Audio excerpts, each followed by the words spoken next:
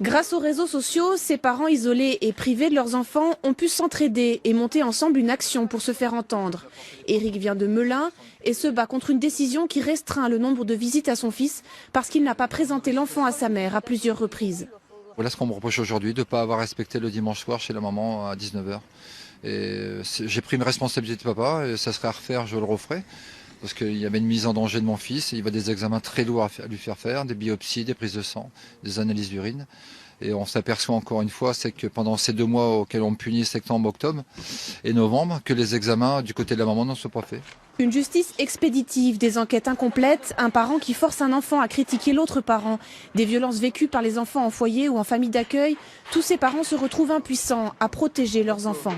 Il n'y a pas les câlins, il n'y a pas le quotidien, voilà, justement. C'est pas nous qui éduquons nos enfants, c'est des autres personnes. Comment il va, votre fils? Théo va très mal, il veut se suicider, il a 7 ans. Certains ont posé un recours devant la justice, d'autres demandent des expertises. Éric Langaigne devrait être reçu prochainement par la garde des Sceaux pour faire entendre sa voix et celle de tous les papas qui ne sont pas écoutés par les juges. Les juges nous poussent, on nous dit tout simplement comme quoi, oui, vous n'avez qu'à monter sur une grue, ou voilà. C'est pour ça qu'on monte. Et si on monte, c'est pour nos enfants. Les parents se préparent à camper tout en haut du chevalement jusqu'à ce qu'ils soient entendus par un juge ou un préfet.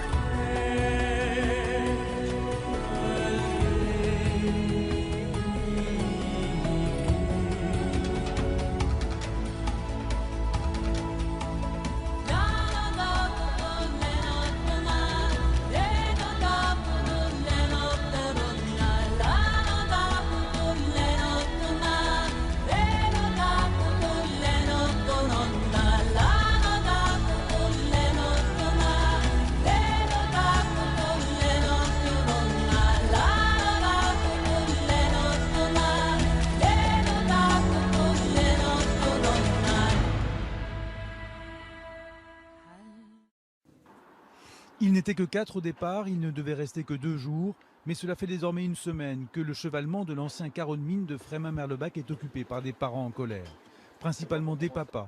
Ils dénoncent des droits de visite trop restreints de leurs enfants suite à une séparation ou un divorce. Le partage, ça veut dire entre le père et la mère, ça c'est normal. Mais qu'on n'arrive pas à laisser un enfant grandir sans un des parents. Quand vous avez des juges qui se permettent de dire mais écoutez, il faut monter sur des grues pour... on vous dit carrément monter sur une grue, voilà, donc on monte. Ils viennent de toute la France et ont reçu de nombreux témoignages de soutien depuis une semaine, en espérant désormais que la justice les entendra aussi. Ces souffrances que je vois depuis une semaine ici, sur des parents complètement déchirés, sur des grands-parents complètement déchirés, cette souffrance sans nom, à un moment donné, je pense que la justice doit ouvrir les yeux et sincèrement réouvrir certains dossiers et certainement quelques lois doivent changer absolument. À quelques jours de Noël, ils sont bien décidés à continuer leur occupation permanente du chevalement de Frémin-Merlebach, d'autant que d'autres parents isolés seraient décidés à les rejoindre.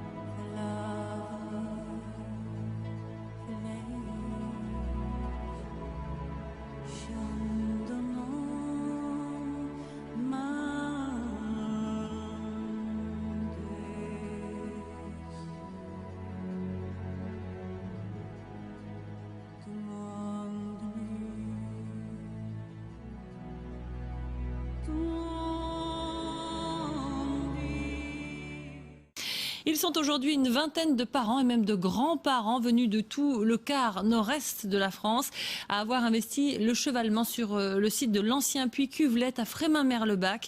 Tous protestent contre une décision de justice qui les prive du droit de garde de leurs enfants ou leurs petits-enfants. Reportage de Gaël Tiss.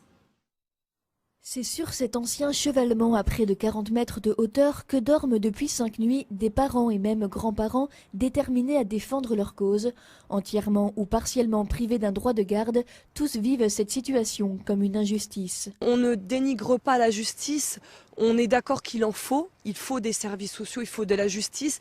Mais je vais prendre notre exemple. On nous a arraché 2 enfants. Ça fait 2 mois et demi que nos enfants sont placés. On n'a pas été entendus par un juge, ce qui n'est pas normal à l'heure d'aujourd'hui. S'il y a réellement une justice, il faut qu'on soit entendu. Certains ne voient leurs enfants qu'un week-end sur 2, d'autres sont privés de tout droit de visite, voire même de tout lien avec leur enfant. Au pied ou sur le chevalement, chaque situation est particulière, mais tous se comprennent et se soutiennent. Nous vivons tous une injustice. C'est nos enfants, c'est pas n'importe quoi. On n'est pas en train de se battre pour n'importe quelle loi, non. Pour nos enfants. Les parents s'apprêtent à passer une nouvelle nuit dans le froid, soutenus par le secours populaire et une partie de la population locale qui leur apporte tentes, couvertures et café chaud.